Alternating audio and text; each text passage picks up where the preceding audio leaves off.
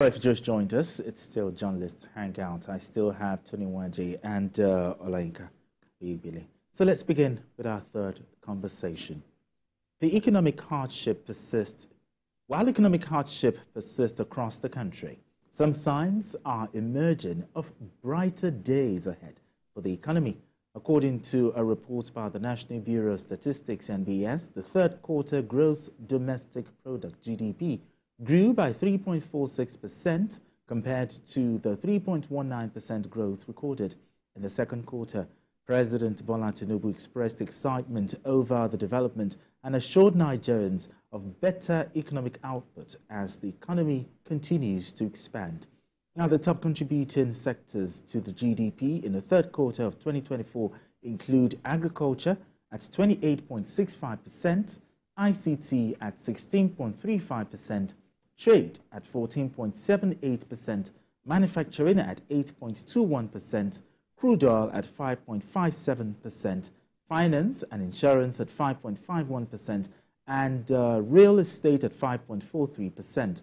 The economy was driven by the non-oil sector, which accounted for 94.43%, while the oil sector contributed 5.57% in the period under review. Now, Olayinka, first of all, what's your opinion of the 3.46% year-on-year growth? Is this growth rate sufficient for our population size? Well, if you talk of the population size, I don't think it is. However, I'm as excited as the president is. True. Because, look, in all honesty, when you look at it, if oil can just be 5.57, yes, that's something to cry about.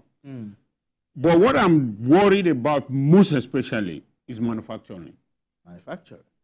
Manufacturing is just 8.21. I mean, manufacturing is the basis of all economy. Yes. After agriculture, the next thing is manufacturing. So and what is responsible for that? For it not performing that? Of course. We all know. Power. I just want you to say it. Power. I know. Power. Look, there is no economy, and there is no big economy in the world that shuts down as Nigeria's economy shuts down. I mean, by 10, 11, 12, everywhere is quiet. No, it shouldn't be.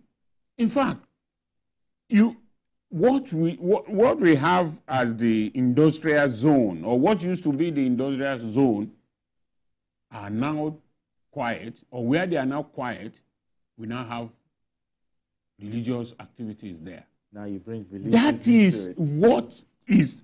Look, manufacturing is the basis of any country's economy.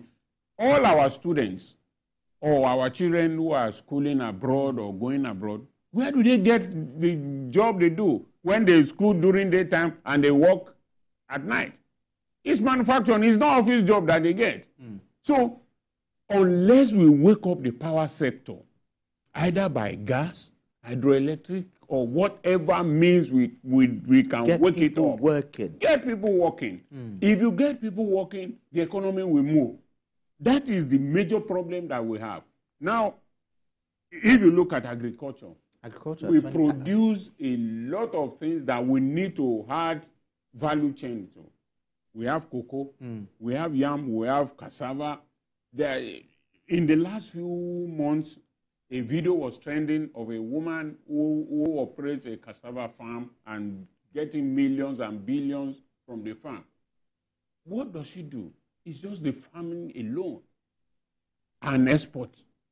If we have a system where all we need is government to encourage in this aspect, we must encourage importation of machines.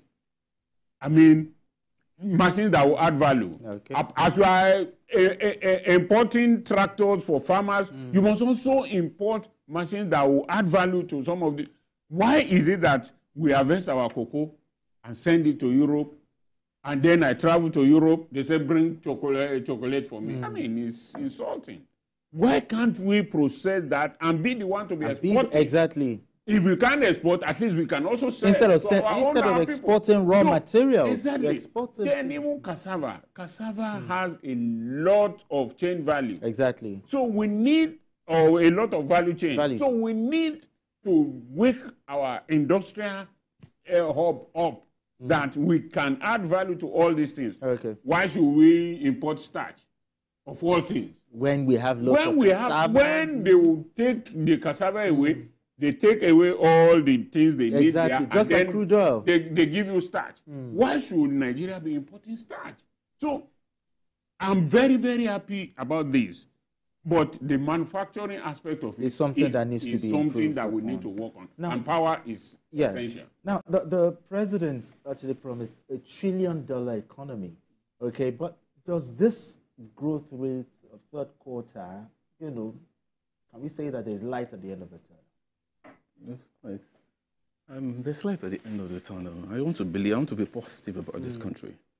There's light at the end of the tunnel. For the first time, agriculture, I don't know if it's the first time, but emphasis now 28? 28. Yeah. As against crude oil. There's crude oil that's... I was expecting agriculture to crude get like oil, 30. There's 5.57%. No, truly, but when it comes to agriculture, the country is blessed. Just imagine all the governors, all the states going into full agriculture. But you know why they can't do it now? Because of insecurity. It's not even only the north, but cuts across the country at the moment. Because, for instance, Delta State, where I come from, there are certain times you can't go to your farm. And you see them, and you're handicapped. You can't report to anybody because the next second they're out. So first and foremost, there are certain things we must get right. If we export agricultural products, you can imagine what Nigeria will be like. We don't need to talk about oil all the time. This is non-oil sector. And look at what they contributed.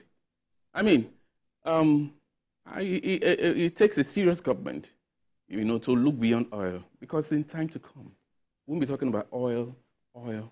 Now, now, Nigeria, we have other source of income, revenue for the country. Yes. Each region is blessed and still blessed today. There's a healthy... But everybody, but since the dawn of, talk about oil, and then they go to Abuja to share allocation, until we stop it and focus, on what our states are blessed with natural resources. Yeah. And I don't know, maybe I stand to be corrected. I didn't see mining, gold, and all that. No, mining also there. But I mean, they should. But we need to look at that direction, because we need to look into that direction. Something is not going on well there, because since in this country, most states in the north feel that this, gold and all that belongs to them. At this point, we should be looking at how to harness it into our national revenue. Yes. Yes. I mean, just the way we're talking about oil here, you cannot allow some state governments to be running away with it. So, for the $1 trillion economy that the president promised, what should be put in place? Yeah, this is, the growth rate. But what should be put in place? He talked about manufacturing, agriculture, insecurity. I've said it. That if we want to achieve, first of all, as I said it again, insecurity is key. I said we can actually live on agricultural products if we can stay. I've seen people for instance, in the UK, and you see yam in their apartment. I mean, they cook Nigerian food like on a daily basis, even more than us. I've seen them with yam, and they just check those yam. It didn't come from Nigeria. It came from Ghana. But we have yam here. So what are we doing? What are we not doing? There was a time, I think 2-3 years ago, that we said, let's even try this. But I think it's our packaging. If we get serious in this country, we can actually live on agricultural produce. Yeah. And we import it comfortably without even talking about oil.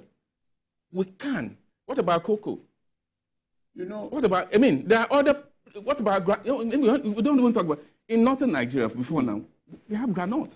Yes. Nobody's talking about that anymore. No. I'm not even looking at manufacturing. I'm not looking at ICT. I'm not looking at crude oil. I'm much interested in agriculture because there are certain things government can do. First and foremost, you must provide the land. Because I've heard a lot of people say, no, let's feed ourselves. You know, Nigerian we can grow the food and the food we eat. But how do we achieve it? I heard people say, you don't put a sack. So these are ways. First, we must embrace it first before we can then say, let's feed ourselves. From there, we can talk about export. And the governors should also it has to cut across. like Lagos, governors and local government chairmen. But another problem I want us to look at, inflation. No, there will be inflation when there's no food. Of course, that is the crux of it. Look, some of these problems we are talking about is basically, it has to do with states. The federal government is not the one that will allocate states and local government to farmers. Or the local government, we had it during the First Republic. Yes. When there are what they call farm settlements. Why should a graduate of agric be going to bank to look for a job? Why should, I mean, it is... How do we make agriculture attractive to the young folks? Exactly, that is, look, we cannot continue the old way. The old way where you think the farm is where there is no light, there is just a tiny road, those days are gone. If you travel to the United States or to the UK, farmers are the one living big. Yes. What all the jeeps and the pickups that our people ride today, what led to the invention of it? It is because they are farm vehicles. What we turn to luxury today, when it was invented, all those pickups that the security people use and put their light. Are you sure it wasn't for war? No, most of it was for farmland because farmland, you need all those high vehicles. Yes. And then to put this. So what we need to do, the government needs this. You have a University of Agriculture, which perhaps doesn't have a farm land that can feed the university itself, talk less of the state. We must face that. Look, agric is no longer cutlass. Mechanized farming. And when you see farmers leave, farmers have everything modern in on their farm. So all they just need is drive their vehicle and go there. They just inspect and do things. Technology has made life easy. So farming should not be looked at as, and the government must make sure, rather than invest in all these governors building airports and so on. So one of it, as we had, has been turned into a church and all that. You don't need all that. Empower your farmers. Let everybody be able. People like us, we can retire and say that, okay, we want to own a small farm. Yes. No matter how. Look. Incentivize the land. Exactly. Let's have the land. All right, gentlemen. All right, gentlemen. A hungry man away from agriculture. Let's talk about some cheery news. Okay, let's talk about some cheery news.